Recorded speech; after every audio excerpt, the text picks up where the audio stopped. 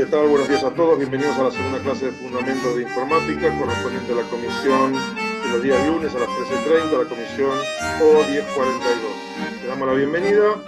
Le pedimos, por favor, que se registren su presencia, tipeando su nombre y apellido en el chat, todos, de modo tal que quede un registro en el archivo correspondiente. Y en el caso supuesto de que tengamos la necesidad, por algún motivo, de convalidar su presencia, bueno, utilizaremos este medio para hacerlo.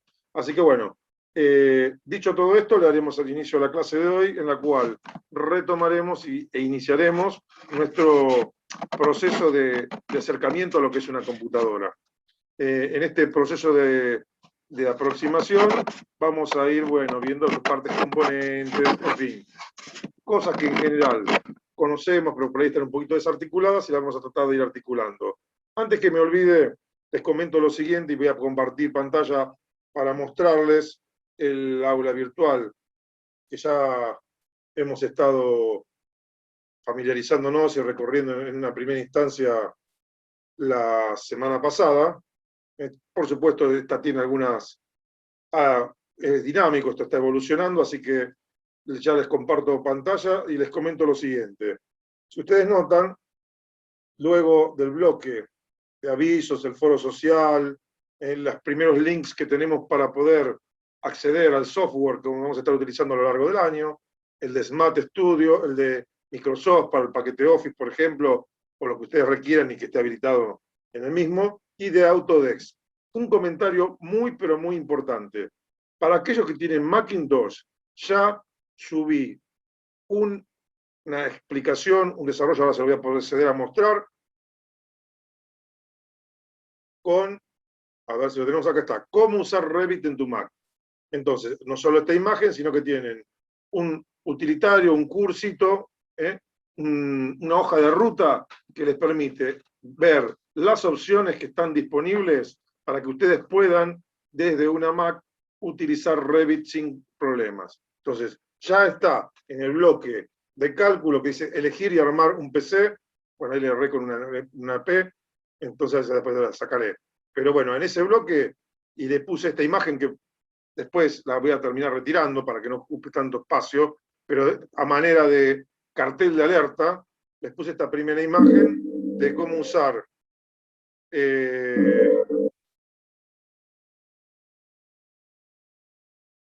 denme un segundito que les voy a pasar al arquitecto García el link de la clase de hoy que no está pudiendo acceder. Denme un segundito más.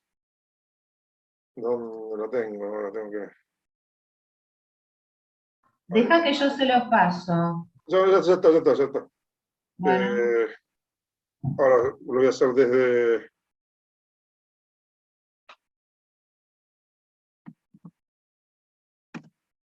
ya se lo pasé, es más, lo pasamos entre todos recién.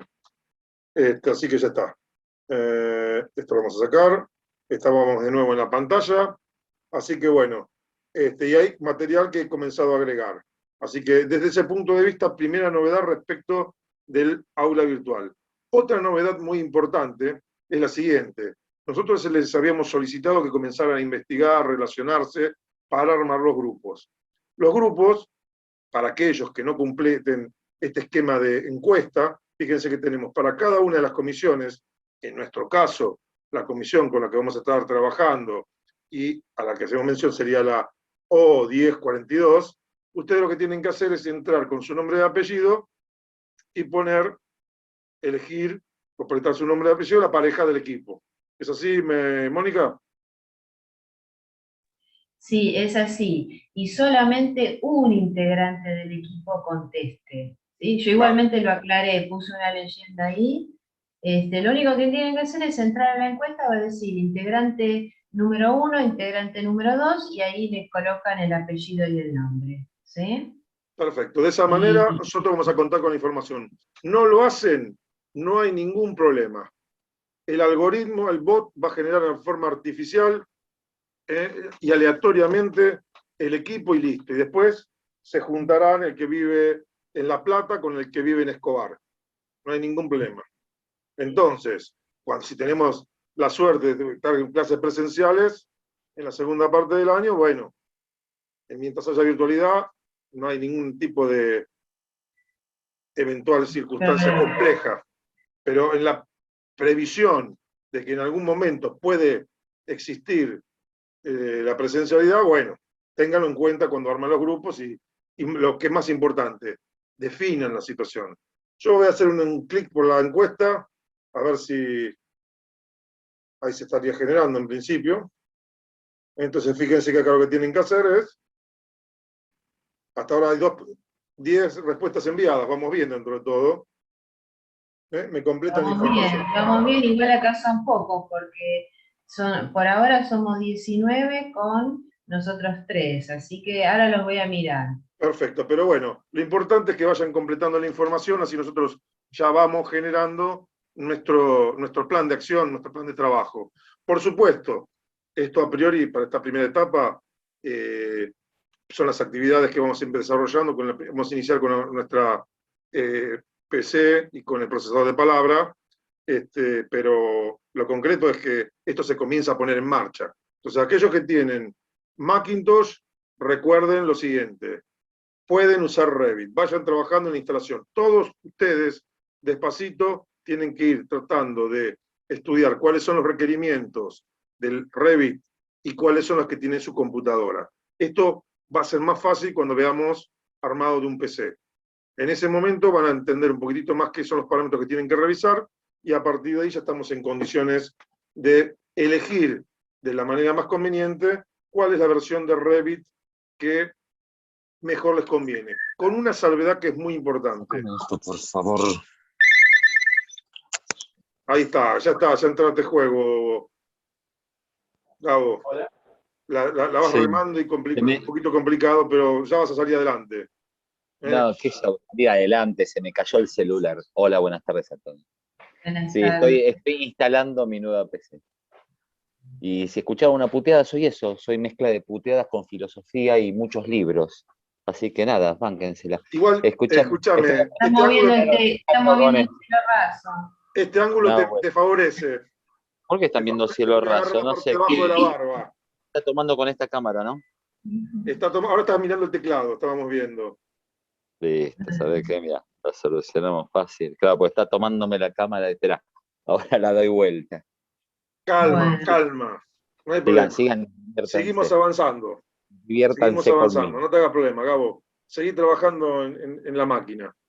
No, así estoy que trabajando, estoy limpiando el aula de consultas, el mail de consultas.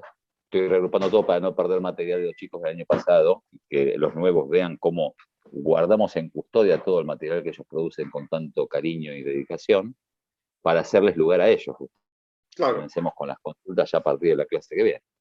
Sí, es cierto, ya estamos listos, ya casi arrancamos.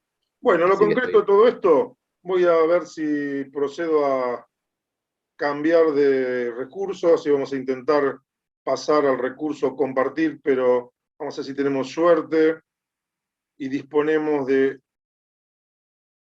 el fondo virtual. Voy a proceder a ver si no me estaría habilitando, estoy intentando, ajá, lo tengo abierto yo en mi pantalla.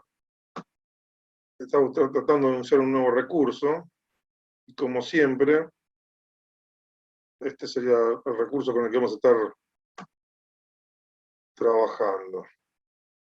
Ese se supone que es la que estaríamos mostrándoles. Vamos a proceder ahora a desplegar nuestra presentación del día de hoy.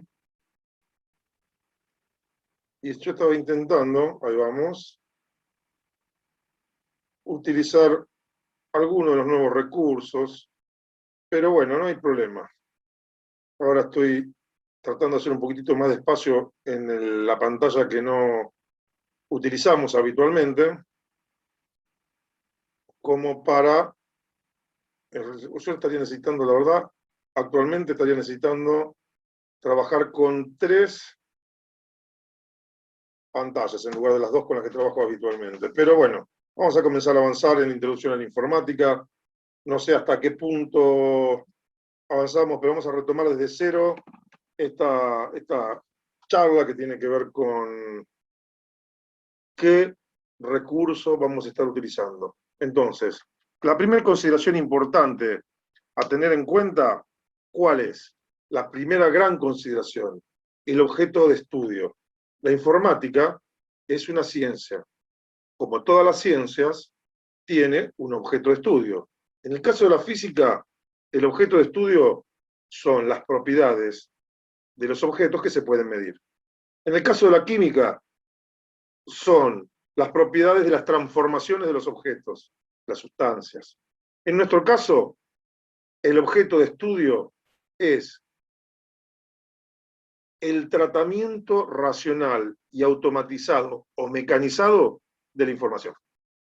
De eso se trata la informática.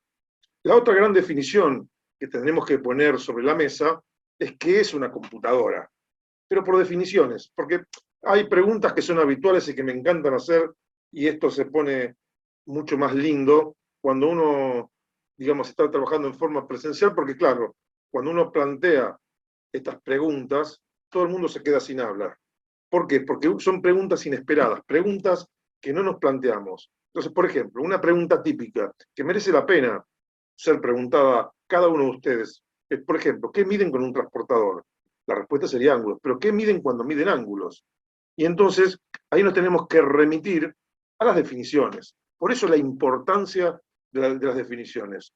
En el caso del ángulo, ¿qué es un ángulo? Es un área delimitada por dos semirrectas, cuyo origen es un punto en común al que llamamos vértice. Esta definición es la que da identidad a la unidad de medida, grados, que lo que estamos midiendo son superficies, paradójicamente. Y esto es increíble porque no es una cuestión intuitiva. Entonces, siempre es muy importante arrancar con un punto de partida, las definiciones. Entonces, ¿qué es una computadora? Que es lo que nos interesa a nosotros como herramienta de estudio, más allá del ejemplo y las aproximaciones que hemos estado realizando, como para calentar un poquitito los motores, es que una computadora es una máquina electrónica, donde la palabra clave es electrónica. ¿Por qué? Porque nos define y nos diferencia. Entonces, es una máquina electrónica que procesa datos para convertirlos o transformarlos en información. Utiliza programas y además tiene una nueva característica, una característica más. Se puede aplicar a múltiples propósitos, es decir, yo puedo resolver con la misma máquina varios problemas diferentes, o lo que es lo mismo, a una máquina, a dos máquinas que son iguales, le puedo asignar tareas diferentes. Entonces, esto define la entidad de la computadora. La importancia que tiene es trascendental. ¿Por qué motivo? Porque, bueno, la computadora como tal es parte de un sistema, del sistema informático. Entonces vamos a ver un poquitito qué es un sistema. Un sistema es un conjunto de partes. Un conjunto de partes que están vinculadas entre sí y que, en general, tienen un objetivo en común que claramente, que está a la vista, que se puede reconocer fácilmente. Y digo en general porque a veces no es tan simple. Pero básicamente podríamos definir esta estructura como entrada, proceso, salida, como la estructura general de cualquier sistema. Y podemos hacer mención de un sistema solar, sistema métrico decimal, un equipo de fútbol. Hay sistemas de todo tipo, índole y sabor, para todos los gustos. Otra cosa importante que quiero hacerles recordar. Necesito que haya consistencia entre las fotos de sus credenciales virtuales, en la foto del aula virtual y la foto del usuario de Zoom. Debe ser la misma foto. El nombre y apellido debe estar completo. El mismo nombre con el que están inscritos en los listados debe ser el que utilicen y que figure en el aula virtual, debe ser el que utilicen para generar su usuario Zoom, para que no haya dualidad, para que no haya duda. Debemos ser los más estrictos y ordenados posibles. Somos estudiantes de ingeniería, somos ingenieros. Lo que tenemos que buscar es tratar de minimizar la duda. En fin, sigamos avanzando. Entonces, Nuestro próximo paso sería tratar de reconocer, identificar las partes componentes del sistema. ¿De qué sistema? Del sistema informático o computacional. Y ahí lo tendríamos a la vista. Nuestro sistema computacional o sistema informático consta de 4 partes, 4 elementos. 3 que a priori son fácilmente reconocibles. Bueno, los componentes propios de la computadora, la herramienta, que son el hardware y el software.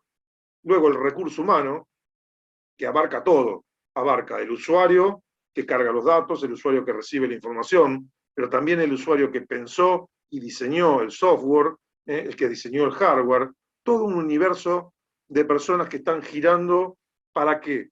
Para que este sistema esté funcionando. Todos. Pero finalmente hay otro elemento que es clave, es fundamental, y que tiene una diferencia intrínseca respecto de los otros 3, el tiempo. Fíjense que la variable o el componente hardware, el componente software, el componente recurso humano, nosotros podemos generar acciones sobre los mismos. Es decir, podemos, por ejemplo, comprar nuevas computadoras o más computadoras, podemos desarrollar un mejor software, podemos contratar personal más calificado o más cantidad de gente trabajando. Ahora bien, el tiempo es el único aspecto del sistema sobre el cual no podemos generar ninguna acción. Lo único que podemos hacer es medirlo. Y es el que de alguna manera regula los resultados de este sistema en operación. Por eso, nunca debemos perder de vista que en todo sistema está presente esta variable. Cuando ustedes comiencen a hacer proyectos, realicemos proyectos, nosotros vamos a dar proyectos y nada más, pero después habría que hacer planes de obra, hay que hacer, en los cuales van a ingresar los distintos gremios, van a llevar adelante lo que está proyectado, tienen que haber toda una planificación entre un gremio en forma sincrónica, tienen que entrar de modo tal que, por ejemplo, si yo quiero hacer los revoques, tienen que estar las paredes, no puedo hacer los revoques primero que las paredes. Entonces, todo esto está interrelacionado y todo está vinculado, atado a los plazos de entrega comprometidos por contrato y que implican erogaciones monetarias y multas. Entonces, a partir de ahí va a haber una serie de estudios muy importantes y hay software y hay procedimientos lógicos que nos van a permitir establecer nuestros planes de trabajo, donde siempre tenemos el sistema constructivo, los materiales, la transformación, de la misma manera, fíjense, entran materiales, hay un proceso de transformación, la fábrica que va construyendo la vivienda, alrededor se va transformando esa misma fábrica, alrededor del producto que va surgiendo, y finalmente termina un producto final que es el resultado del desarrollo de nuestra construcción. Entonces fíjense cómo los sistemas están presentes en todo momento.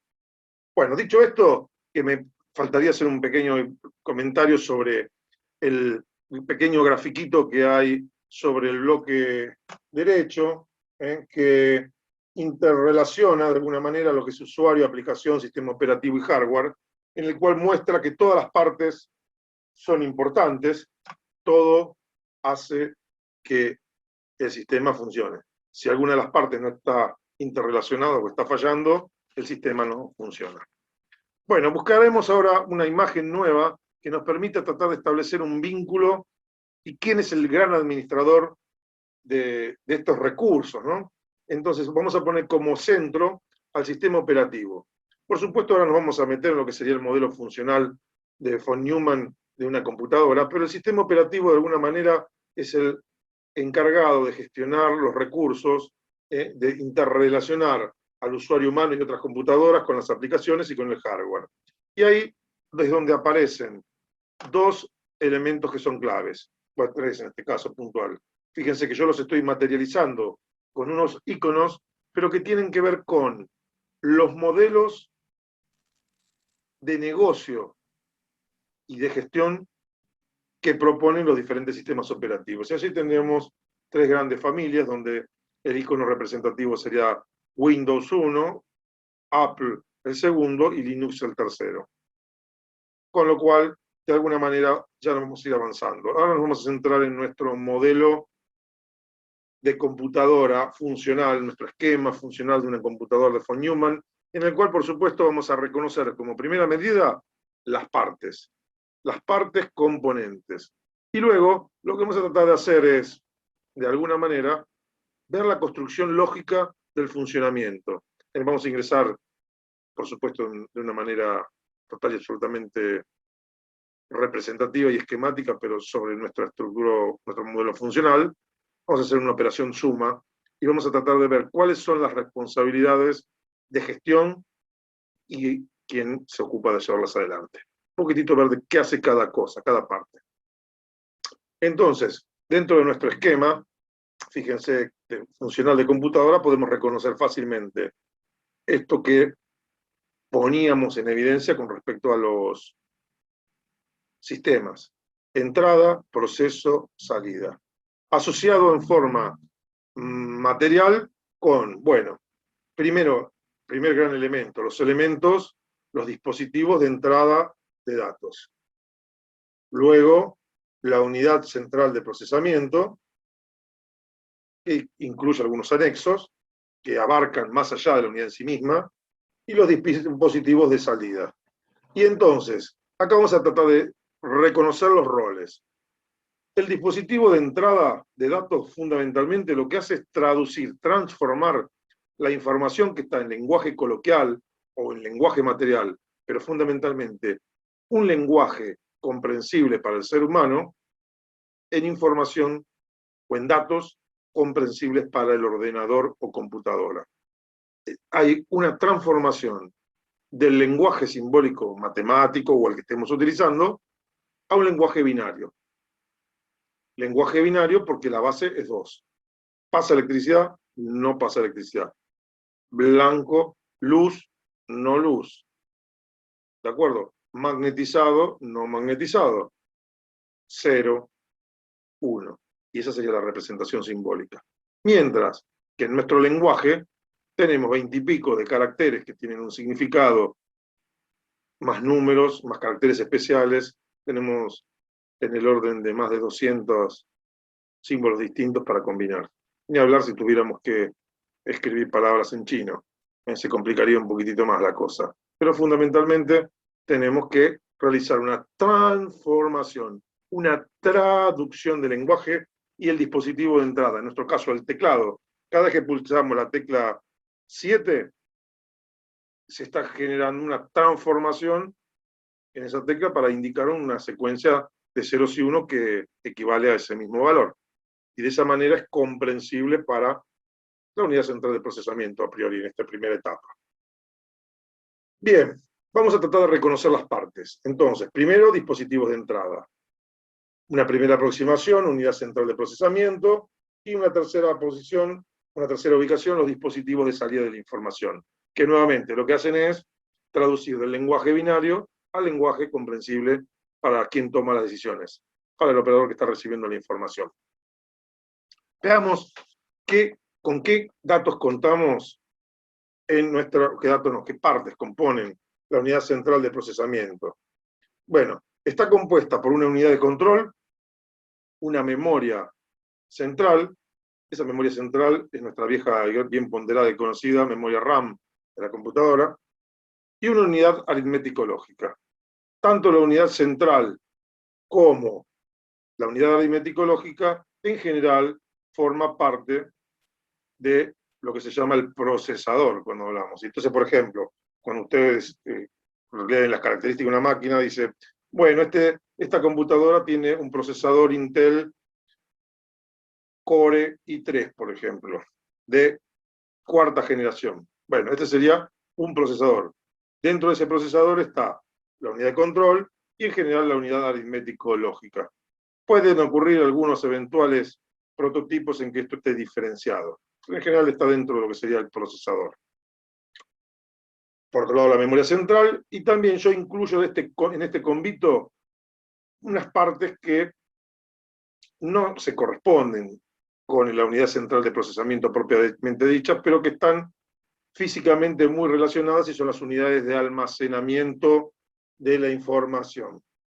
las memorias auxiliares, que pueden ser un disco rígido, una unidad USB, que es una memoria de tipo de estado sólido, un disquete de tipo magnético, hay dispositivos de almacenamiento de información de tipo óptico, hay un montón de recursos con los que contamos, pero fundamentalmente lo que tendríamos como primera consideración con los cuales estamos estableciendo una relación de ida y vuelta entre la unidad de control, la memoria RAM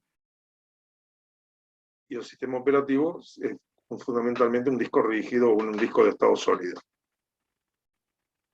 Reconocidas estas partes, vamos a tratar de empezar a jugar un poquitito en la lectura de los datos. Entonces, por ejemplo, vamos a ingresar un número 4. Listo. Tipeamos 4. El paso siguiente, ¿cuál sería? Bueno, el paso siguiente sería pulsar la tecla Enter.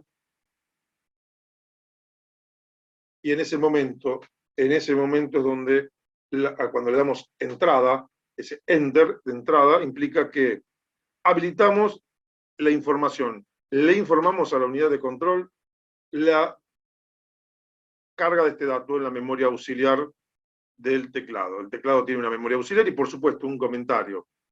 Porque en general siempre me parece tan obvio que nunca lo hago, pero hoy me di cuenta que por ahí no es tan obvio. Y es lo siguiente, estaba revisando cómo encarar las clases de hoy, en un momento dado, pensando en el firmware que está en la computadora. Bueno, de alguna manera también ese firmware, o sea, una memoria ROM, tiene todos los dispositivos que se conectan a las computadoras actualmente, para poder establecer esa comunicación entre las partes y el todo. Entonces, ingresa, la unidad de control se ve anoticiada de esto. Entonces, listo, la unidad de control es informada de que el 4 se ingresó en la memoria y entonces le asigna una posición en la memoria de la computadora donde le indica al dispositivo de entrada que debe guardarse la misma. Y entonces esa información es guardada en esa posición. Luego ingresamos otro número, por ejemplo, el número 3, le damos nuevamente Enter. Eso sería ese dibujito feo que estoy haciendo, la entrada. Se anoticia nuevamente la unidad de control y le asigna, por supuesto, otra ubicación en otra posición, que puede ser contigua o no. El sistema operativo tiene su procedimiento y los recursos los tendríamos por ahí. Con lo cual, ese número 3 y ese número 4 estarían disponibles y almacenados en parte de la memoria principal de la computadora. El paso siguiente, y acá ya me ajusto, pues cada lenguaje tiene su manera de hacerlo, tomo como modelo lo que se conoce como nomenclatura polaca inversa, un sistema de programación desarrollado por los años fines de los 60, principios de los 70, que era muy económico en cuanto a instrucciones. Entonces, por ejemplo, ahora lo que haríamos sería, en este caso, la operación más directamente. Entonces, le damos entrada a la operación más, con eso la unidad de control sabe, le estamos diciendo qué es lo que hay que hacer, y entonces, con esa información, le avisa a la unidad aritmética lógica que tiene que hacer una operación suma, y que tiene que ir a buscar la información a ciertas posiciones de memoria, y tomar el elemento 4, tomar el elemento 3, sumarlos, y presentar el resultado en otra posición, que guarde la posición del resultado en otra posición de memoria. Con lo cual, la unidad aritmético lógica, cuando realiza el cálculo, deposita nuestro resultado, que en este caso sería un número 7. Una vez que termina el proceso, la unidad aritmético lógica ya almacenó, le da noticia a la unidad de control que terminó con la operación. Entonces la unidad de control le informa al dispositivo de salida que vaya a buscar y que presente la información en la pantalla correspondiente al resultado. Entonces va a la posición de memoria, le dice dónde la tiene que tomar y le dice en qué posición de la pantalla tiene que mostrar el resultado, y ahí está el dispositivo de salida que muestra el proceso y termina nuestro ciclo para realizar un pequeño cálculo. El cálculo correspondiente a la operación suma del número 4 y del número 3, que da por resultado 7. He ahí nuestra construcción, nuestro proceso lógico de funcionamiento de nuestra computadora, que la hicimos, la materializamos en nuestro esquema funcional de la computadora. De aquí van a surgir muchas definiciones que tienen que ver con las responsabilidades inherentes a las partes del sistema operativo. Bien, avancemos un poquitín más. Veamos estas partes componentes de la computadora, el hardware, donde fácilmente podemos reconocer las partes. Entrada de datos, donde tendríamos nuestro teclado, nuestro mouse, como símbolos representativos, porque en realidad después tenemos una serie de dispositivos que son claroscuros. Por ejemplo, yo acá estoy reconociendo como dispositivos de salida de información una impresora y un monitor, pero el monitor de mi teléfono es de entrada de datos y salida de datos porque es una pantalla táctil. Tenemos un módem que también de entrada y salida de datos.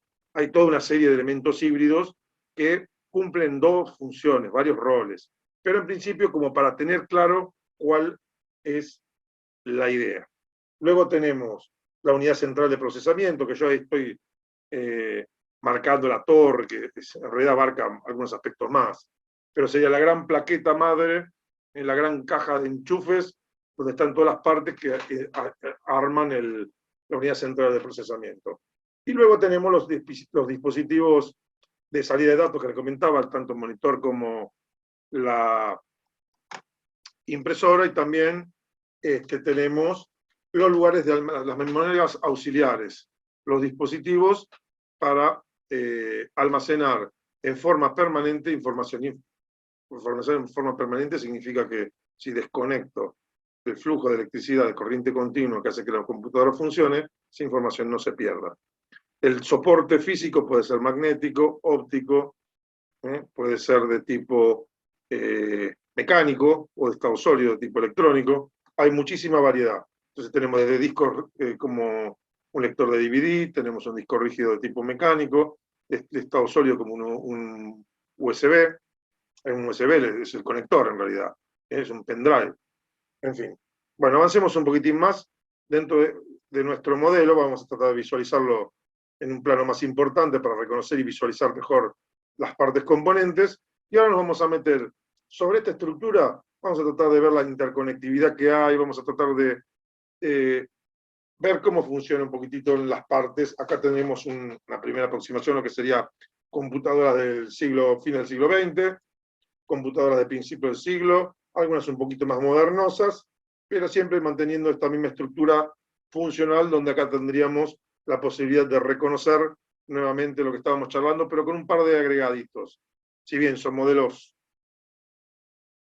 no son los más modernos, fíjense que, bueno, ahí tendríamos ya las mismas partes que a priori reconocimos como componentes de los bloques. Entonces tendríamos dispositivos de entrada, monitor, mouse, dispositivos de salida, impresora, monitor, unidades de almacenamiento auxiliar, un elemento que es clave, lo que vamos a agrupar como módem, que sería un ingreso y salida de información para intercambiar información entre computadoras.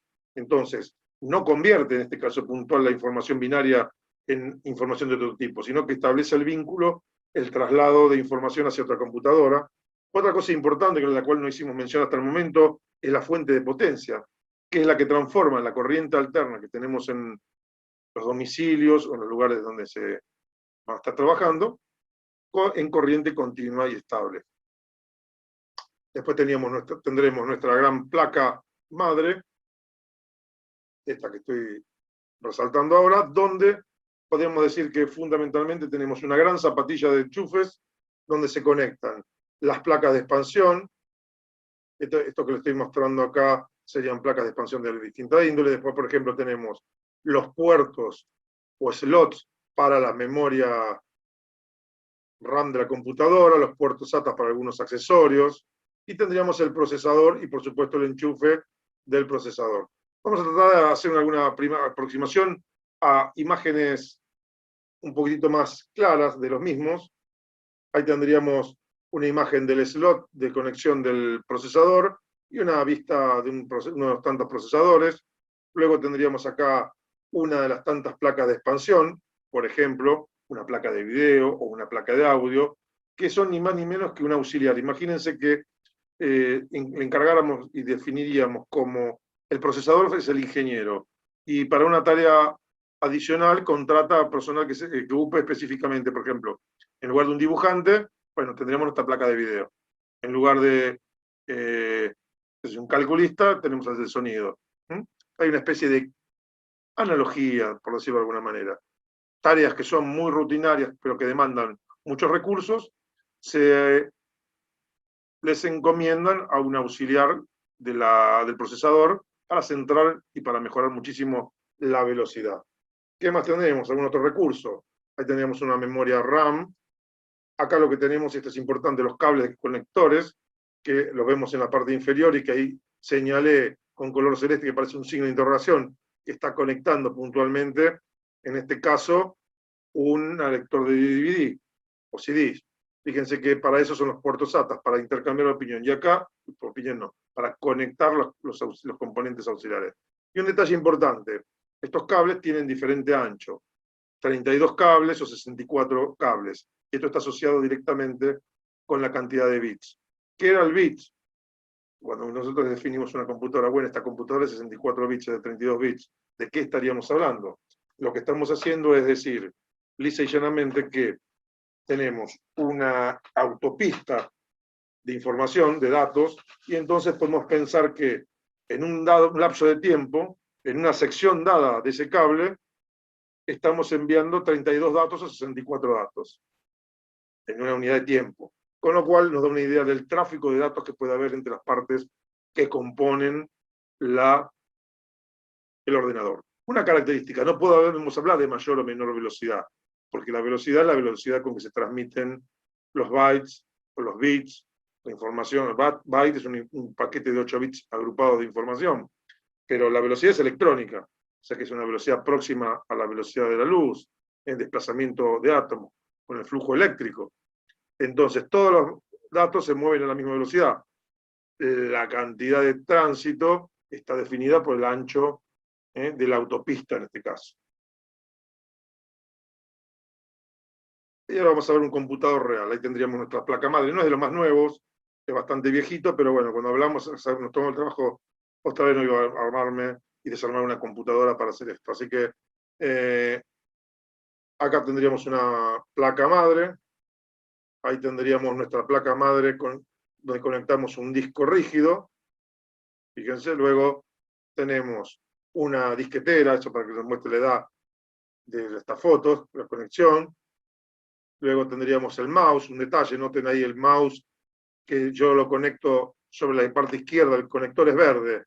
Fíjense que yo tendría que haber conectado, yo ya no me acuerdo cuál era, este creo que sea el mouse, el que sigue acá abajo es el del teclado. Si ahora les muestro el teclado, fíjense que cometimos el error de enchufarlo al mismo lugar. Los enchufes, los pines eran los mismos, solo que cambiaba el color en otra época. Hoy es totalmente indiferente porque usamos en forma un conector universal, el USB, y todo lo conectamos por ese lado.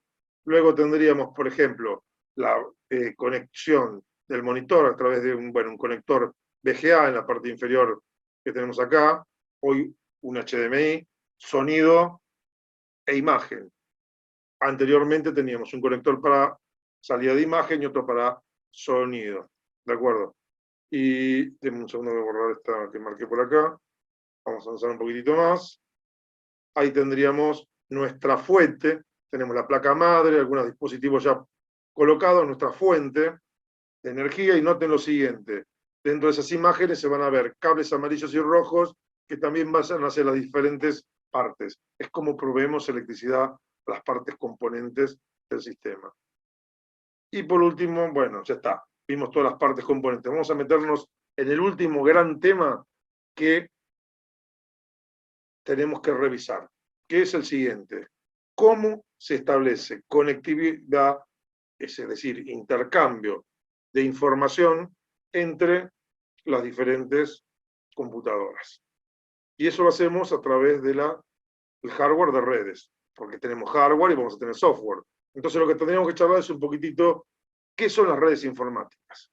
Y básicamente son los lugares materiales que nos permiten, o los elementos materiales que nos permiten materializar la comunicación y el intercambio de datos entre computadoras. Estos dispositivos pueden ser de tipo alámbrico o inalámbrico.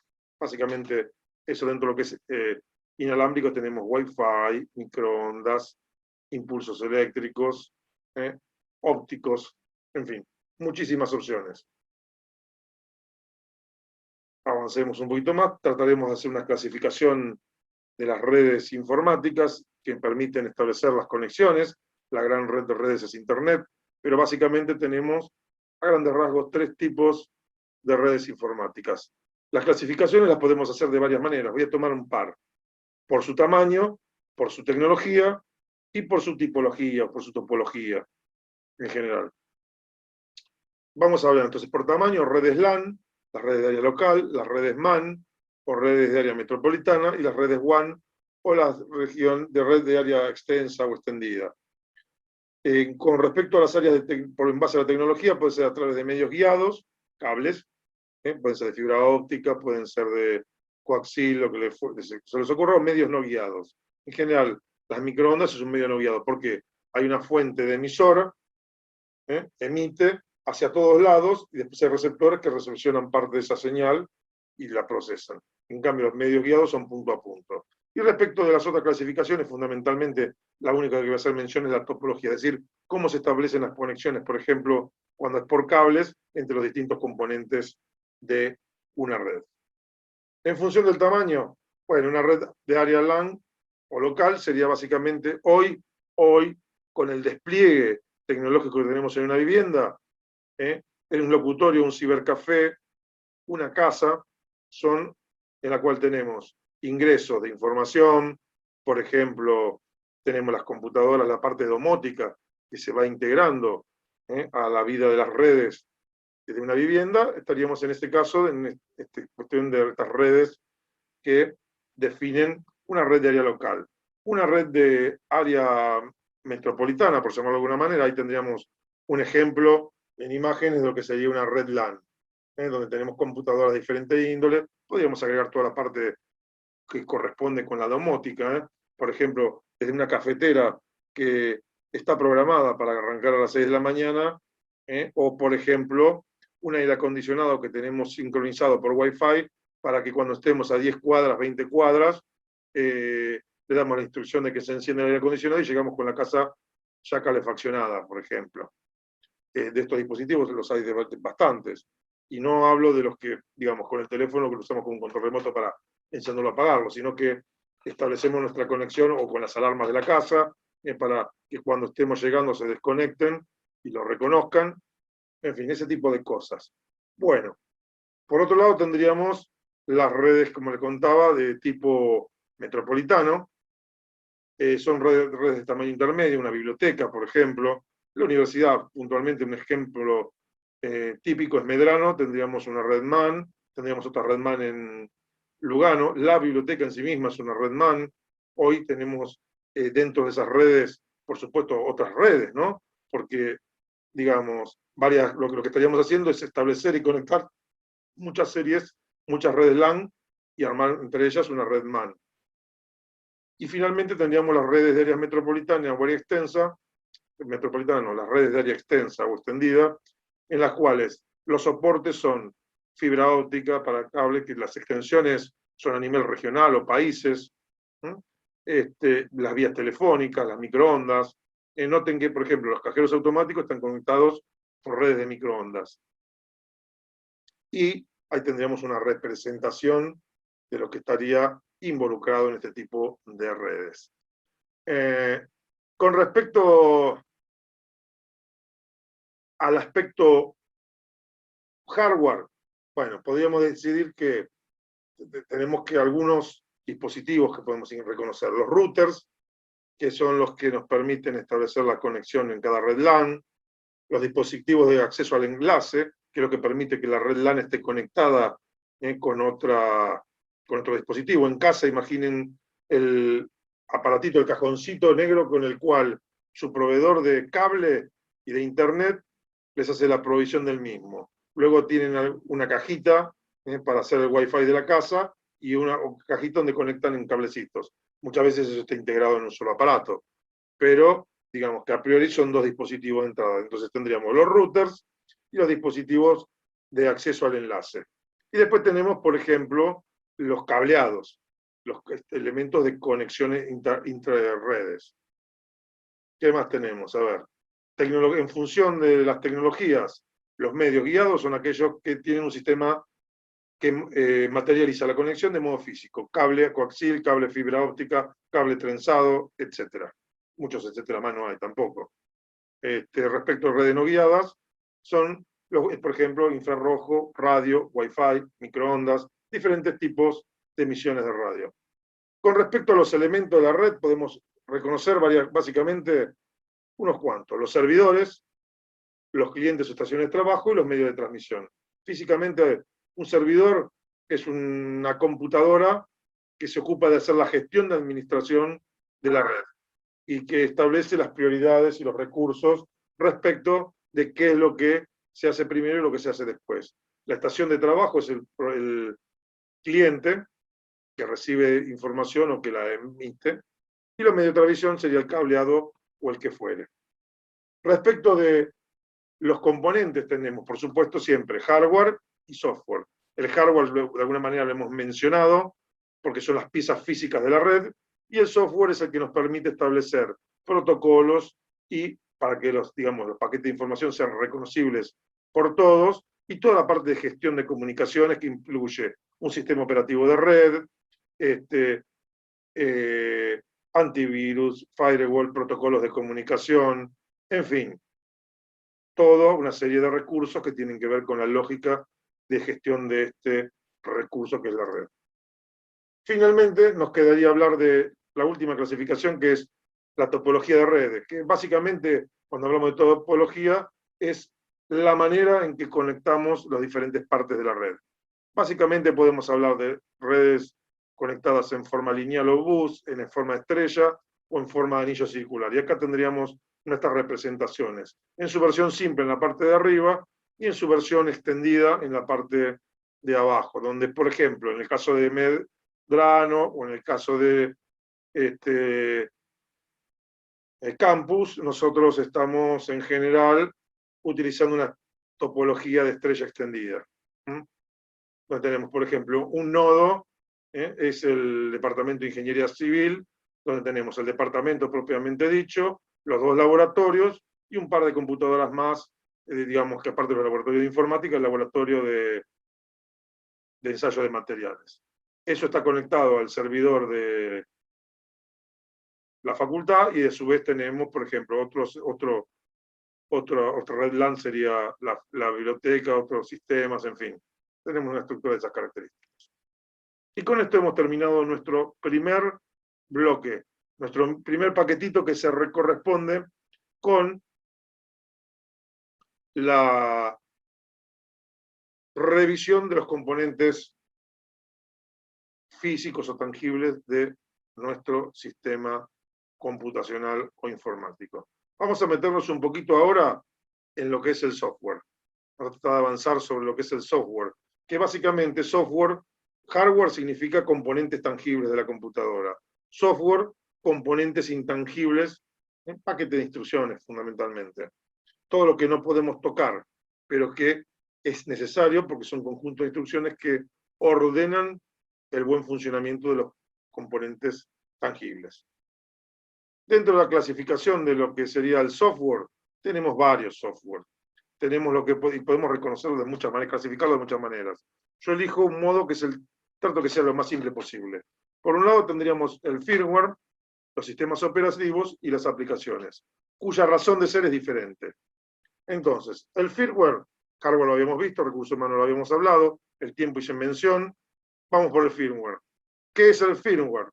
Es el bloque de instrucciones de máquina que está fijado en un lugar físico determinado, la memoria ROM de la computadora, y que está, entre comillas, como tallado. Son el conjunto de instrucciones básicas que nos permiten hacer que una computadora arranque a funcionar. Por supuesto, esto tiene asociado un BIOS de la computadora, que es un espacio electrónico también, en general alimentado con una pila, para que no se produzca corte de su generación de electricidad, muy básico, donde generamos o guardamos alguna información modificable. Eso lo hacemos a través del panel de control, cuando nosotros iniciamos la máquina y pulsamos F10, por ejemplo, depende del tipo de computadora y las características propias, los accesos, pero bueno, desde ahí la podríamos condicionar. Por otro lado, un comentario que les quería aclarar es que todos los accesorios, o la gran mayoría, disponen también de una especie de memoria ROM que les permite establecer esa conexión con las partes y el todo, ¿sí? Con el sistema operativo funcionando desde la unidad central de procesamiento. Lugar físico, unidad central de procesamiento, conjunto de instrucciones al sistema operativo, que es el que permite hacer que esto funcione. El sistema operativo, de alguna manera, ahí vamos de nuevo, lo estamos definiendo como el conjunto de instrucciones que se ocupa de gestionar los recursos. Hace gestión de procesos, gestión de memoria principal, administración de archivos y gestión de dispositivos de entrada y salida. ¿Se acuerdan las cosas que estuvimos viendo en nuestro modelo conceptual o funcional de computador con Newman? Bueno, todas las instrucciones que daba la unidad central o la unidad de control en la unidad central de procesamiento, básicamente las lleva adelante con el sistema operativo. Y nos quedaría por último las aplicaciones, que básicamente son programas informáticos para resolver situaciones puntuales y específicas. Con lo cual, tenemos y abrimos un juego increíble de posibilidades respecto a las aplicaciones. Nosotros vamos a ver unas pocas, con detalle: Revit, AutoCAD, vamos a ver el paquete Office, y vamos a ver SMAT. Pero, por ejemplo, dentro de los sistemas operativos, bueno, que ustedes tengan, vamos a estar gestionando, utilizándolo, el que tienen en su computadora. En mi caso, un Windows 10. Bueno, vamos a ver, ¿qué es un sistema operativo? Básicamente es el programa de gestión de la computadora. Lo que hace es facilitar la interrelación del operador, es decir, nosotros, con todas las partes del computador, y gestionar los recursos disponibles. Los hay varios, las familias más comunes o populares: Windows, Linux y la familia de los sistemas operativos de Macintosh o de Apple. Por supuesto que hay ahí, ahí vamos por el último tema, ahí creo que tenía la flechita mal. No, sistema operativo estamos bien. Acá tendremos nuestros 3 modelos de negocios, en donde tenemos en la zona central el modelo de negocios Apple, que es el modelo inicial de gestión, en el cual desde el principio todas las empresas que desarrollaban computadoras se ocupaban de desarrollar tanto el hardware como el software. Bueno, un poco la idea es, Apple mantiene ese criterio primigenio. El primer concepto que era, desarrollamos todo. Y vendemos todo. Vendemos la máquina, vendemos el software, y a partir del momento que vendimos la máquina tenemos un cliente cautivo. El cautivo es el cliente, el usuario final. Con respecto al otro modelo de negocios, está asociado con Windows y un momento histórico, por los años 77, 78, cuando salen las primeras PC compatibles. Bueno, ¿por qué salen? Porque en el análisis IBM, en ese momento era el dueño del mercado, decide, algún CEO o alguna asamblea decide que el núcleo, el negocio fuerte, el núcleo duro del negocio es el hardware. Con lo cual el software termina siendo un gasto. Y qué mejor que tercerizarlo y que lo haga otro.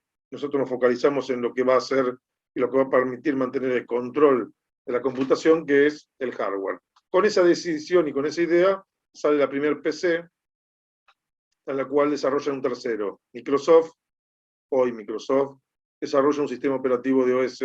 Por supuesto había varios dando vueltas por ahí, pero es la primera vez en que un tercero, que no desarrolla hardware, se ocupa de desarrollar el sistema operativo. ¿Qué hizo Microsoft? Fundamentalmente, comenzó a contactar a otros proveedores de hardware y les ofreció la posibilidad de utilizar el mismo software, de manera tal que por primera vez en la historia aparece la posibilidad de intercambiar informaciones entre productos de diferente calidad y categorías, donde el estándar era el establecido por IBM, que era el dueño del mercado. Y entonces estos proveedores podían hacer computadoras de mucho menor precio, que tenían la característica de que la información, lo que realmente cuenta, lo único valioso que existe en la informática son los datos, la información, el intercambio para poder manipularlo. Y podíamos por primera vez intercambiar. Por supuesto, yo en esa época,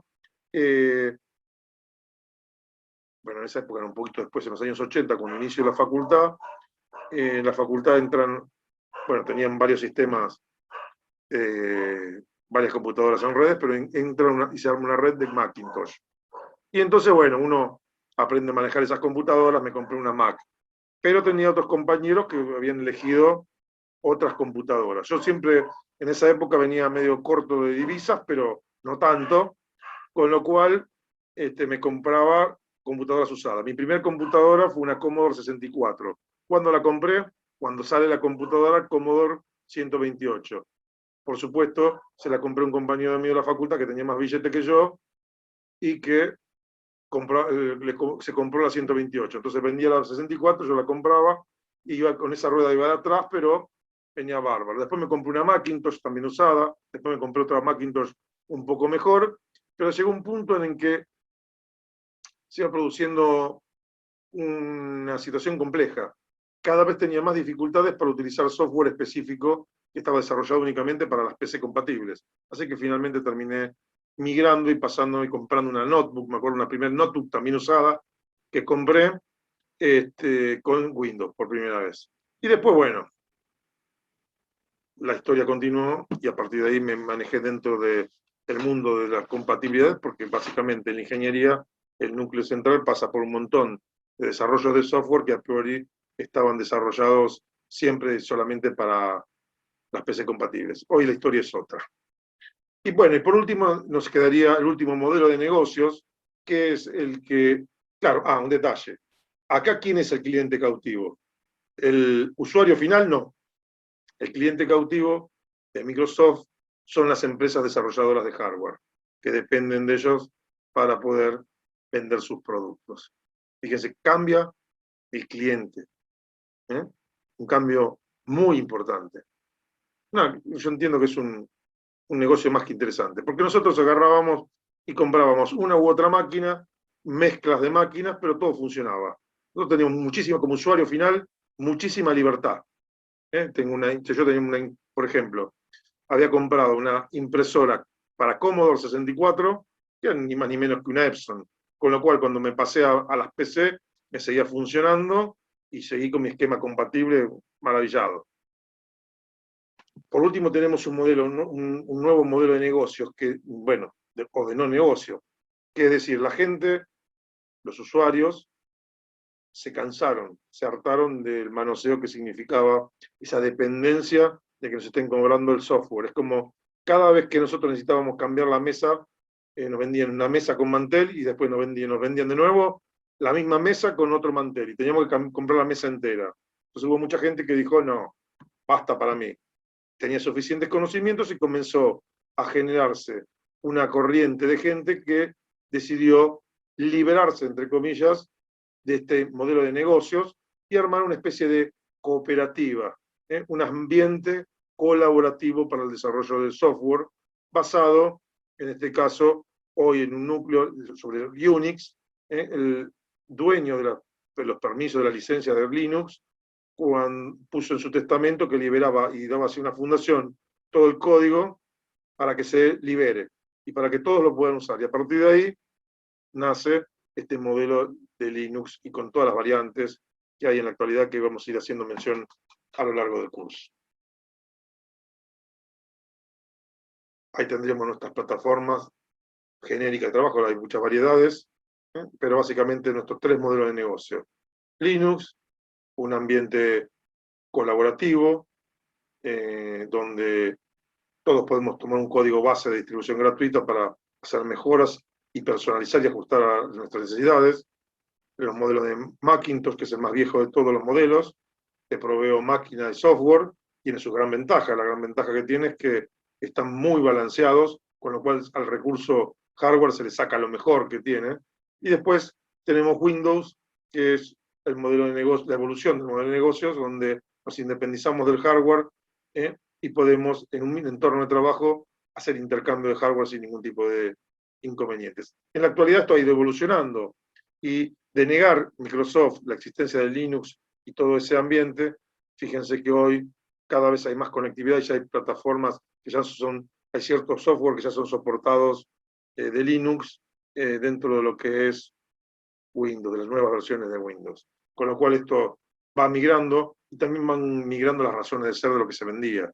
El núcleo del producto ya no es más ni siquiera el software, sino que pasan a ser todos los servicios que hay alineados alrededor de los mismos. Bueno, acá tendríamos una muestra de los 2 modelos de arquitectura. La arquitectura NT corresponde a Windows, la arquitectura Unix es la que tenemos al lado. No pretendo que es una representación, y simplemente muestra una estructura de manipulación con una lógica totalmente diferente, simplemente es a título indicativo. Acá tendríamos los 3 agrupamientos de los sistemas operativos, y vamos a tratar de ir reconociendo las distintas versiones. Dentro de Windows tendríamos las primeras generaciones, Windows 85, 92, 95, tendríamos luego las versiones de Windows 8 en 2012, y toda la familia de Windows 10 a partir del año 2015. Luego tendríamos, por supuesto, intermedio entre estas 2 gamas, lo que sería un gran sistema operativo, que es Windows XP, el Windows Vista, que fue la puesta en marcha de Windows 7, y realmente fracasó porque se esperaba, demandaba recursos que el mercado no estuvo dispuesto a comprar en las computadoras en cuanto a memoria RAM. El Windows XP tenía un límite para la memoria RAM de 2 GB. Bueno, Windows Vista demandaba demasiado para que realmente sea funcional, y su Windows 7 es una mejora y una puesta a punto con la realidad de este sistema operativo, que también es un sistema muy estable y que tuvo mucha vigencia. Windows 8, un sistema operativo de transición, un poco filosófico entre lo que sería Windows 10, no fue un éxito rotundo, una interesante transición en la cual toma algunas ideas respecto de Android, y bueno, y Windows 10, que es otro longevo sistema operativo que todavía tiene mucho por rodar. Respecto de línea de tiempo de las Mac, bueno, bastante larga también. Veamos, empezamos en el 84 con el sistema 1, sistema 2 en el 85, sistema 3, hermoso sistema operativo. Hermoso, he trabajado con esto, es una belleza. El sistema 4, sistema 6, 7, 8, aparecen los sistemas operativos respecto de Mac. Aparecen el Mac 9, el Mac OS X, y a partir de acá se larga toda una familia de programas que están asociados con nombres de gatos. Por ejemplo, el 10.1 Puma, el Jaguar, el 10.2, el 10.3 Pantera, el 10.4 Tigre, que son mejoras o variantes del núcleo duro del primer sistema operativo. Leopardo, Slow Leopard, en fin. Luego se da una vuelta de tuerca, vamos al 10.2, es un sistema operativo, el Mac OS Sierra. La OS es de Operative System, sistema operativo, o sea, Mac, sistema operativo Sierra. Sería esa la lectura de este sistema operativo. Luego tenemos el High Sierra, tenemos el Mojave, bastante interesante y lindo sistema. Y bueno, y ahora estamos con Catalina funcionando, y creo que hay algo nuevo por ahí dando vueltas, que en cualquier momento sale a la luz. Pero básicamente, ahí me pasé un poquitito, ese sería el derrotero de las variantes y sistemas operativos en general. Hay una constante de mejoras, de errores que se van detectando, corrigiendo, de vez en cuando se hace un lavado de cara del escritorio, es decir, cambiamos el mantel, y básicamente esto es lo que vamos viendo. De la misma manera que por acá abajo, si ven y prestan atención, es cómo fue cambiando el logo de Mac también, que tiene que ver con la mirada desde el punto de vista del reconocimiento de la marca, ¿no? Y bueno, respecto a los sistemas GNU, tenemos bastantes sistemas operativos dando vuelta, la familia GNU Linux, por un lado, los OpenSolaris, los Aurora, FreeBSD, ReactOS. El ReactOS tiene una particularidad, más que más muy teórico, muy conceptual, porque realmente las veces, por lo menos que yo he intentado hacerlo funcionar, realmente no me ha aportado grandes soluciones. Es un sistema abierto con la arquitectura de Microsoft. Ese era el modelo cultural, por llamarlo de alguna manera, de React, y la idea era que vos pudieras usar los mismos drivers que tenés en Windows sin ningún tipo de inconveniente, con lo cual tenías lo mejor de Windows y lo mejor de Linux. Es un poquito la idea de negocio que propone esto, pero nunca terminó siendo consistente. La familia Linux tiene un montón, fíjense que es muy amplia, tenemos un montón de productos, algunos productos que requieren en general Linux, requieren un conocimiento informático un poquitito más grande del usuario. Otra consideración importante es que, bueno, los hay con desarrollos semejantes y con la misma prestación que hoy un Windows hoy, por ejemplo, Ubuntu, la familia Ubuntu, es totalmente recomendable para quienes se inician, pues muy amigable con el usuario. Ubuntu, tenemos Mandriva, Debian, bueno, hay una serie de productos que ustedes pueden ir buscando. Y vamos a tener algunos tips respecto en general de todos los sistemas operativos que merecen la pena ser mencionados, a tipo resumen. Un sistema operativo es un conjunto de programas que administra los recursos de la máquina, está claro. Y digo sistema por conjunto porque hay muchas partes.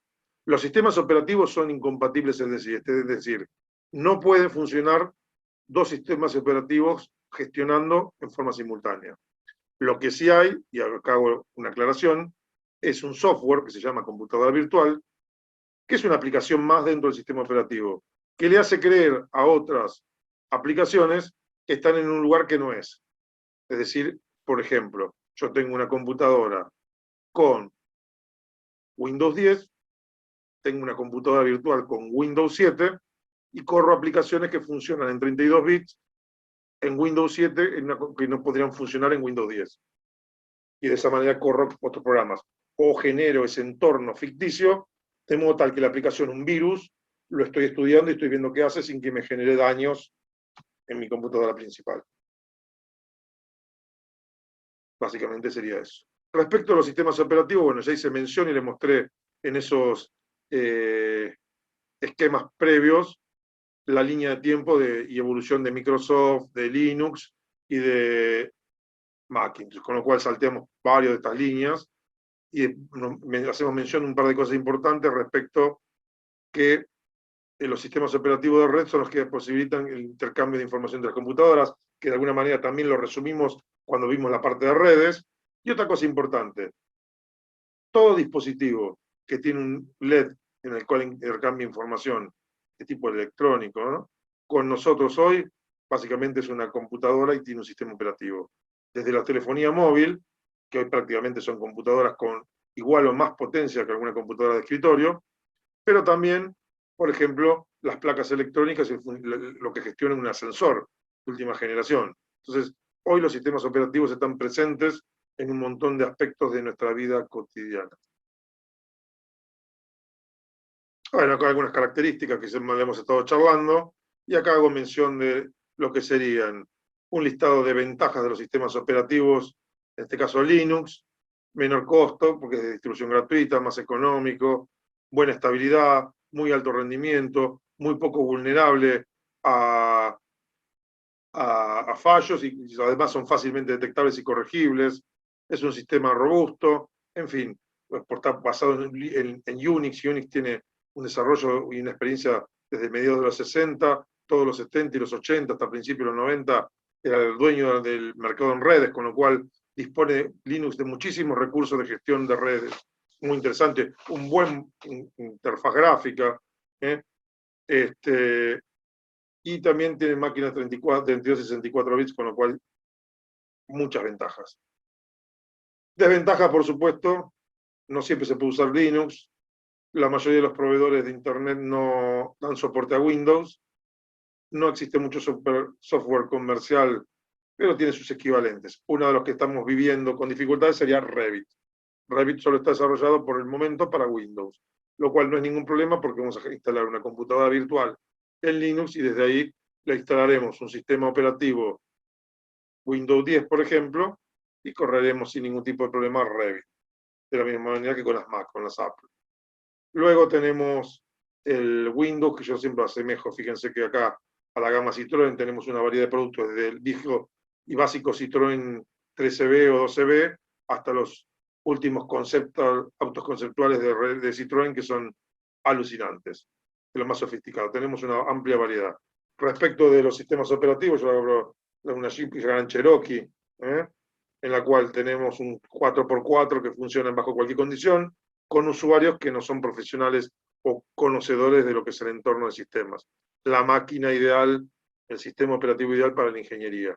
Nosotros no somos especialistas, ingenieros civiles, no somos especialistas en sistema, es una buena herramienta robusta y que en general nos va solucionando los problemas y que tiene buenas aplicaciones desarrolladas. Y por último, bueno, desventajas, las que todos conocemos, porque las sufrimos, se van jubilando los sistemas operativos, son bastante vulnerables respecto a la acción de virus de toda índole, y hay que pagar permanentemente. Cada vez esto es menos porque ha ido cambiando el baricentro del negocio de Microsoft y hoy está muy centrado en los servicios a empresas y otro tipo de servicios que, bueno, de alguna manera hace que que Windows sea un sistema operativo muy accesible. Con respecto a Mac, muy buena interfase gráfica, la mejor del mercado, diría yo, salvo alguna cosa muy puntual, yo creo que a grandes rasgos es la mejor del mercado, por lo menos hasta donde yo conozco. No tiene muchos virus dando vuelta que afecten, porque es un entorno, un nicho de mercado bastante pequeño. Para que tengan una idea, entre 16 y 18% del mercado mundial de computadoras son Apple, en el orden del 70%, 75, 77%, estamos hablando, pongámosle 70, 20% de Mac, y hay otros sistemas operativos, el resto hay 3% de Linux, para que tengan una idea, así a grandes rasgos. 70 y pico, 20 y algo, 18, dependiendo del momento histórico y el nicho del mercado como está en expansión en la actualidad, es impresionante. El sistema número uno hoy es el Windows 10, después de las migraciones forzadas que hay de Windows 7, hasta hace poquito tiempo, hasta hace un año y medio, el sistema más popular era el Windows 7 y le seguía en segundo lugar el Windows XP, que todavía tiene una participación increíblemente importante del orden de, dentro del paquete de software correspondiente a Microsoft, del orden del 30% del mercado todavía sigue siendo XP, un 60% se corresponde con Windows 10 creciendo y achicándose Windows 7. Y una parte breve y pequeña correspondiente a Windows 8. Con respecto a cómo centramos las tareas, bueno, los sistemas operativos, pues ya saliendo de nuestros sistemas operativos que son en general multitarea, lo que estuvimos charlando, tenemos sistemas operativos que se denominan monotareas y multitareas. ¿A qué se debería esto? Bueno, los sistemas monotareas son los que permiten hacer una cosa a la vez. A priori yo les cuento que toda vez que nosotros tenemos un sistema operativo que se apoya en un procesador que no es de varios núcleos, es monotarea por definición, porque, digamos, hacemos secuencialmente una sola tarea, pero no nos referimos a esto. Cuando hablamos de monotarea y de multitarea, nos referimos que el usuario puede estar realizando varias labores al mismo tiempo, que es lo que hacemos normalmente con un escritorio, y otros que los monotareas son los que están, por ejemplo, en una máquina robot o algún tipo de desperfecto. Entonces, un poco depende de la mirada. Yo hago mención de estos, de los sistemas como, digamos, operativos que controlan alguna máquina para realizar una acción puntual, y los multitarea que nos permiten hacer uso de varias aplicaciones. Después tenemos los que están centrados como monousuarios y multiusuarios, y tienen que ver con la prestación de usuarios y los niveles de protección de la información que tienen. A ver, si yo tengo un acceso en un disco rígido, por ejemplo, con Windows XP, es la primera vez que aparece la posibilidad de trabajar con multiusuarios. Antes todos eran monousuarios. No porque no pudieran usar distintas personas, sino porque todo el mundo tenía acceso a todo. Hoy, y ya el precursor es Unix, hay una jerarquía de usuarios, y entonces ahí estamos hablando de los multiusuarios. En el uso en redes, todos los sistemas operativos son multiusuarios, donde hay jerarquías, protocolos, áreas protegidas, en fin, la mayoría de las veces. Fíjense que usted le va a preguntar si ustedes están como usuario, como administrador, para poder instalar software, si no, no lo estarían. A eso nos referimos. Y después tenemos, bueno, uniproceso, multiproceso, que tiene que ver en realidad con esto que yo le contaba, que a veces generaba confusión respecto de esto que era la monotarea, multitarea. Que es uniproceso o multiproceso. Cuando tenemos un uniproceso, solamente un procesador en la computadora. Multiproceso, varios núcleos trabajando. Hoy la mayoría de las computadoras tienen varios núcleos. Con lo cual, hemos hecho un raconto importantísimo respecto de todo lo que es el hardware y una parte importante del software. Lo que tiene que ver con el firmware, cómo ponemos en marcha y cómo establecemos las conexiones básicas entre las partes componentes del sistema, y el sistema de gestión, el sistema operativo y sus diferentes variantes. Entraríamos ahora a hablar un poquitito de las aplicaciones. Nos quedan 10 minutitos, así que le vamos a sacar el jugo y vamos a acelerar a fondo para charlar un poquitito qué es una aplicación, y vamos a tratar de hacer un catálogo de aplicaciones a grandes rasgos y ver hasta dónde llegamos en estos 10 minutitos que nos están quedando para terminar la clase del día de hoy. Respecto al software de aplicación, son programas diseñados para resolver problemas específicos. En general, los más conocidos y el que puso el punto de partida son los programas ofimáticos, y el que puso el punto de partida, el que disparó en forma exponencial la popularización de las computadoras, fue el procesador de palabra. Eso sería el sistema, la aplicación por excelencia, la que permitió que todos deseáramos tener una computadora en la oficina, también en casa. Pero básicamente el núcleo que permite popularizar son la ingeniería en la planilla de cálculo, el procesador de palabra. Lo que hoy encontramos bajo lo que es el paquete ofimático básico, eso fue lo que disparó la popularidad de las computadoras. Pero por supuesto, hoy tenemos un montón, una cantidad increíble y variada de aplicaciones que hacen las cosas más increíbles. Les doy ejemplos. En mi teléfono celular, bueno, tengo cosas tan variadas como una aplicación que me permite con el dedo tomarme la presión, de ver el flujo sanguíneo, la densidad de mi sangre, que la utilizo a diario. También tengo la posibilidad de utilizar, por ejemplo, hacer transacciones bancarias, conectándome mi teléfono con mi banco, o hacer operaciones, como por ejemplo comprar criptomonedas si quiero, con una aplicación como Binance. Cosas bien variadas. Por supuesto, tengo hasta un teléfono que a veces hasta logro hablar por teléfono.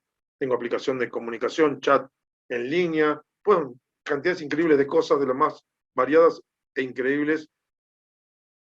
Hablarles a una persona, si nosotros hace 30 años contáramos lo que tenemos hoy en un teléfono, un dispositivo tan pequeñito, no nos creerían directamente. Bueno, vamos a tratar de hacer una clasificación. Hasta ahora hicimos este recorrido, vamos a meternos en aplicaciones. Y dentro de las aplicaciones, vamos a ver, esto es básicamente lo que les charlé yo un poquitito, me anticipé, se los estuve contando, correo electrónico. Bueno, las características básicamente son que en general es un programa compilado, en general básicamente es así. Todo programa o toda aplicación es un programa compilado, es decir, tiene una estructura lógica de resolución de situaciones, se compila, es decir, se escribe en un lenguaje de programación compatible con un sistema binario que lo reconoce e interpreta el sistema operativo, y que nos da, ingresamos datos y nos da información. Básicamente, a grandes rasgos, podríamos decir esto. Dentro de las aplicaciones tenemos de las más variadas, procesador de palabra, planilla de cálculo, diseño asistido por computadora, base de datos, juegos, en fin, lo que se les ocurra. Hablemos 3 palabritas del procesador de palabra. Básicamente, y lo pongo en primer lugar porque es el gran disparador, el que generó el deseo de que haya una PC en toda oficina y que reemplazó, destruyó el negocio de las máquinas de escribir de diferente índole. Primero se fueron ayornando un poquitito, metieron electrónica, intercambiaban los cabezales para tener mejores letras, pero destruyó oficios. El oficio de escritor, de tipeador profesional, los data entry, un montón de... Cambió el paradigma para siempre, básicamente. Bueno, veamos. ¿Qué ventaja daba? Facilidad para escribir el texto, agregar, borrar o mover palabras, oraciones o secciones completas de texto antes de imprimirlo. Corrección de errores, cambio de aspecto del texto, impresión de contenido, capacidad de almacenamiento permanentemente de la información. Es decir, cuento con esa información por una carta que ya tengo preparada. No tengo que estar volviendo a tipear. Una cosa fantástica. Revolucionario fue. El desarrollo de documentos con procesador de palabras implica 4 etapas. Planeamiento y desarrollo, edición, formato e impresión finalmente. Y la posibilidad de hacer variantes e imprimirlas posteriormente. Con respecto, bueno, dar formato, es armar un documento fácilmente legible, donde definimos los colores, los formatos, la disposición de la tipografía, todo ese tipo de cosas. Y respecto de la impresión del documento, cuando hablamos de la presentación en un soporte físico, hoy ya la impresión ni siquiera hablamos de papel. Podemos estar hablando de un documento impreso en formato PDF, que se envía en forma virtual, o sea que de tipo electrónico. Pero tienen que ver la impresión de papel, cómo es la hoja, en fin, cómo es la presentación. Procesadores de palabra de la más variada índole, ahí tenemos Lotus Word Pro, WordPad, bloc de notas, Microsoft Word, en fin, cantidades increíbles. Vamos a ver qué es una planilla de cálculo. Básicamente es un programa, una aplicación informática que permite manipular datos para transformarlos en información dispuestos en forma de tablas y gráficos. Básicamente, ni bien ni menos que eso. Los orígenes se remontan a los años 60 y se hablaba de una hoja de cálculo electrónica, que fue la primera hoja de cálculo que fue creada por Dan Briskling y se llamó VisiCalc. Una revolución total y absoluta. Cambió la ingeniería para siempre. Bueno, ahí tenemos un montón de productos, acá ya nos vamos a meter más a fondo, con planilla de cálculo, porque específicamente vamos a meter, así que les dejo para que ustedes lo vayan viendo. Acá tendríamos los iconos que más o menos me representan lo que sería una planilla de cálculo, y acá teníamos un mapa conceptual de la planilla de cálculo, que es una planilla, es una estructura de filas y columnas cuya intersección define la celda, y la celda puede tener contenidos. Esos contenidos implican diferentes tipos de datos, que pueden ser numéricos, alfanuméricos, fórmulas y funciones, y que están vinculados, entrelazados a través de lo que serían referencias de celdas que pueden ser relativas, absolutas o mixtas, y se agrupan las celdas o grupos de celdas en rangos que pueden ser adyacentes o no adyacentes. Eso es una planilla de cálculo. Y los resultados se presentan en forma de planilla o en forma de gráfico. Acá tenemos algunos productos, y nos vamos a meter un poquitito en lo que sería diseño asistido por computadora. El uso, como ustedes verán, a partir de los 50, los 60, se fueron diversificando cada vez más. Las primeras computadoras eran para cálculo balístico, era para calcular tiros oblicuos, para armar y fabricar las tablas de cálculo de los diferentes cañones. Se iban desarrollando y haciendo mejoras de cañones, y bueno, las tablas de cálculo llevaban mucho tiempo, para eso fue que se comenzaron a implementar el uso de las computadoras, las primeras computadoras. Mi recomendación es esa. Hay una serie bastante importante de material complementario presentada en modo presentación, en forma de videos, en forma de links, que les pido que revisen y vayan siguiendo. Nosotros vamos a hablar de 2 o 3 presentaciones, pero por cada una hay 5 o 6 complementarias que van a estar encontrando en el aula virtual. Hablemos un poquitito de lo que es dibujo, la herramienta para realizar dibujos. Los primeros programas de tipográfico o CAD, diseño asistido por computadora. Entonces, estas primeras aplicaciones CAD, básicamente las podemos agrupar en 2 grandes grupos. Los que están orientados al dibujo de objetos reales y los que están planteados para el diseño gráfico. Dentro del diseño de objetos reales tenemos programas para dibujar planos y programas para simular la realidad. Dentro de los programas para simular la realidad tenemos los programas CAM, que son fabricación asistida por computadora, y los programas CAE, que son los programas de ingeniería asistida por computadoras. Dentro de los diseños gráficos tenemos programa de dibujo libre, para ilustrar, Illustrator, por ejemplo, tratamiento y retoque fotográfico, Photoshop, y maquetación de publicaciones, por ejemplo. Armar maquetas 3D, que es algo de lo que vamos a estar avanzando y viendo nosotros. Respecto al diseño asistido por computadora, el CAD atiende prioritariamente lo que es el diseño, lo que es el dibujo técnico. Dibujamos la figura de modo realista, pero es un dibujo, no ni más ni menos que una variante de planos. Respecto de las grandes ventajas que tiene, el dibujo se almacena, se guarda en fichero, obtenemos las copias que queremos cuando queremos, podemos hacer modificaciones y un montón de versiones, mejorando y bajando los niveles de esfuerzo. Los dibujos pueden modificarse con facilidad. Esto, quienes no dibujaron, no tienen conciencia del arduo trabajo que había en el dibujo de planos. Había un oficio, el de dibujante, que ha ido muriendo a poquitito. Bueno, ahora queda el cadista, de alguna manera, ¿no? Respecto de los programas de diseño asistido por computadora, podemos decir que hay dos tipos de programas, los de dibujo vectorial y los de mapa de bits. Los de dibujo vectorial básicamente se apoyan en el dibujo a través de ecuaciones matemáticas. Por ejemplo, la ecuación de la recta para dibujar una recta, un radio, un círculo, entonces en base a un par de parámetros definimos. En el caso de los mapas de bits, lo que hacemos es dibujar la imagen píxel por píxel y asignamos los colores correspondientes. Extensiones de bitmaps, o sea, de mapa de bits, BMP, JPG, GIF, PSD, los que son los Photoshop. Y respecto a las extensiones tengan en cuenta lo siguiente, es parte del nombre del archivo. Tiene el nombre del archivo, un punto y 3 letras, o 4, o 5, que le permiten al sistema operativo reconocer mediante un código cuál es la aplicación que tiene que utilizar para poder reconocer el código de información que está presente en el mismo. En el caso del dibujo vectorial tenemos el DWG, que es el de AutoCAD, el CDR, que es el de CorelDRAW, o el AI, que corresponde al Adobe Illustrator. Bien, respecto de estos programas, acá tenemos básicamente algunos AutoCAD, 3D Studio Max, CamWorks, AutoCAD, LibreCAD, SolidWorks, SolidEdge, distintos productos comerciales. Respecto de cuál es el objeto, esto, es la posibilidad de generar programas de CAD de los dibujos de planos. Trabajamos con capas, medidas de longitudes y superficies, estos son los herramientas de trabajo.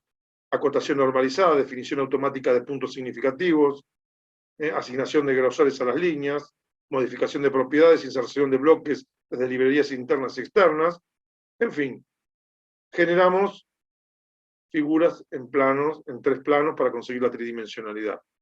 Pues digo, en 2 planos para trabajar en definición de planos.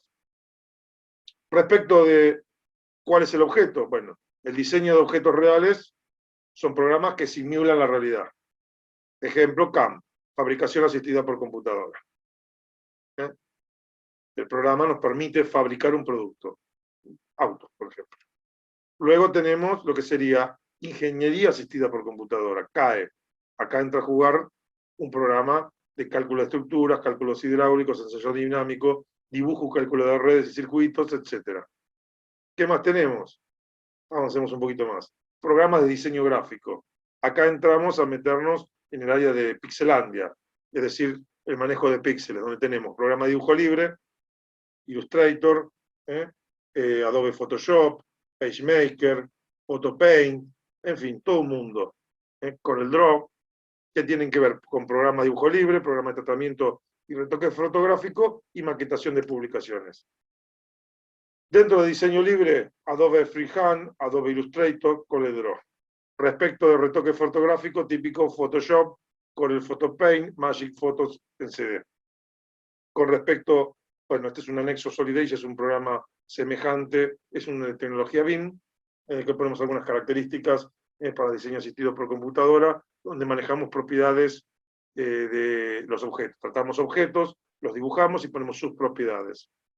esto es equivalente o bastante parecido a Revit. Esto es un producto orientado al dibujo mecánico. Ya cada ingeniería empieza a tener su software más específico. El software por excelencia para, en nuestro caso, el dibujo es Revit, con mayúscula. Respecto de bibliografía que les pido que revisen, una historia que debe conocer, introducción a la informática, hardware, sistemas operativos y los manuales de los distintos sistemas operativos de Windows XP, algo de sistemas operativos de redes, etc. Tengan una miradita para saber de qué se trata. Respecto a unos videitos que yo quiero que vean, son ahí tienen los links correspondientes, Metrópolis de Ficlán, no la película entera, algunos aspectos, la vida futura, una odisea del espacio, Matrix, fíjense que son momentos históricos diferentes, y algunas, El Vengador del Futuro, el Túnel del Tiempo, pero algunos de ellos simplemente con que vean la presentación de las series de televisión, a mí lo que me interesa es que pespeen, que miren un poquitito cómo se pensaba el futuro, lineal, y cómo hubo elementos disruptivos, el procesador de palabra y la computadora personal, que generan un cambio a partir del fin de los 80 respecto a todas las series que estaban antes, ¿de acuerdo? Y con esto creo que hemos dado por finalizada la clase del día de hoy. Por lo tanto, vamos a salir de nuestra presentación y les propongo que si tienen dudas o consultas las charlemos, y si no, que lo que les propongo es que nos centremos en revisar el aula virtual, de modo tal que podamos ir viendo el material disponible con todos los agregados. Además, es un elemento que está creciendo, de modo tal que lo estamos trabajando tanto Gabo García como Mónica y quienes habla, permanentemente estamos introduciendo nuevas mejoras, ya que este año iniciamos el uso de una nueva aula virtual con un soporte que es Moodle 3.5. ¿Dudas, consultas, algún comentario, Mónica o Gabo, que merezca la pena ser hecho? No. Bueno, fantástico. ¿Alguna duda o consulta de parte de alguno de ustedes? Súper completo, no hay mucho más que agregar. No, profe, nada. Buenísimo. Yo les propongo que nos volvamos a encontrar entonces el próximo lunes a las 13:30 y que sí, revisen el aula virtual, se metan y vean la cantidad importante de material que hemos estado sumando, especialmente aquellos usuarios que tienen Mac. Próximamente voy a estar subiendo material adicional respecto de usuarios de Linux. Un último comentario ya mostrándole algo del material que está en el aula virtual. Fíjense que tenemos los links para acceder, eso es lo que les estoy mostrando, para instalar los diferentes software de modo seguro. Por supuesto, esta gente tiene que estar, que no son ustedes precisamente, tiene que ir instalando Revit para empezar a trabajar hoy. Acá tenemos cómo unirse a una clase de Zoom sin tener internet y sin costo. Búsquenlo eso por teléfono, se pueden conectar. Entonces, situaciones extremas, acá tienen un paso a paso de cómo hacerlo. No sé si van a ver las imágenes, pero por lo menos pueden estar conectados y escuchando el sonido. Luego tenemos las clases de Zoom con los links correspondientes, todas las clases, y acá tenemos nuestras encuestas, donde ustedes tienen que completar nombre 1 y nombre 2 del usuario. Basta que lo haga una persona, por favor. No repliquemos. Respecto del espacio para los videos, vamos a tener un espacio disponible para los videos del primer cuatrimestre. Todavía no lo he subido porque tengo que realizar la edición. Y después tenemos las presentaciones y ven lo que tenemos, material complementario, cómo sentirse seguro de una presentación, cómo aprender técnicas de concentración, material que puede dicen, ¿para qué me sirve esto? Y le va a servir seguramente. Respecto, documentación de obra para BIM, cómo instalar Revit, documentación de obra, dentro del bloque de cálculo, que es lo que nos centra a nosotros, sistemas operativos en la línea de tiempo, hojas de ruta para instalar Zoom, un instructivo para la creación de su cuenta Zoom, principales momentos de la historia de la computación, sistemas informáticos, bueno, esto es lo que estamos viendo, estos tres son los que vimos el día de hoy, y material complementario, lenguajes de programación, historia de la computadora, que son videitos, apartado Android, sistemas operativos de redes, tableros geopolíticos detrás del despliegue de 5G, delitos informáticos, del cual vamos a hacer mención brevemente sobre el tema, cositas de ergonomía, que son importantes para poder sacarle jugo a la computadora, que ustedes estén bien y cómo sin que les genere molestias, cómo organizar tu computadora, cómo convertir un CD en DVD, cómo funciona un circuito electrónico, cómo resolver un error de redundancia cíclica, bueno, algo de sistemas informáticos, cómo vincular tu cuenta empresa a una cuenta de Gmail. Como verán, hay bloquecitos que estamos armando y enriqueciendo con tips de cosas que tienen que ver con el día a día de la computadora. Cigarrillos, También tenemos cigarrillos virtuales por ahí, así que para Gabo García. Así que bueno, como verán, hay un poco de todo. Y esto además sigue creciendo. Entonces, bueno, después de hacerle este hecho panorama, los libero, les agradezco su presencia y nos estaríamos encontrando el próximo lunes mediante, si no hay ningún comentario previo de Mónica o de Gabo. No, no hay ninguno. Lo único que te pido es que no cortes. Bueno, quiero hablar. fantástico, bárbaro. Nos despedimos de todos ustedes y lo que voy a hacer es ir finalizando la grabación, así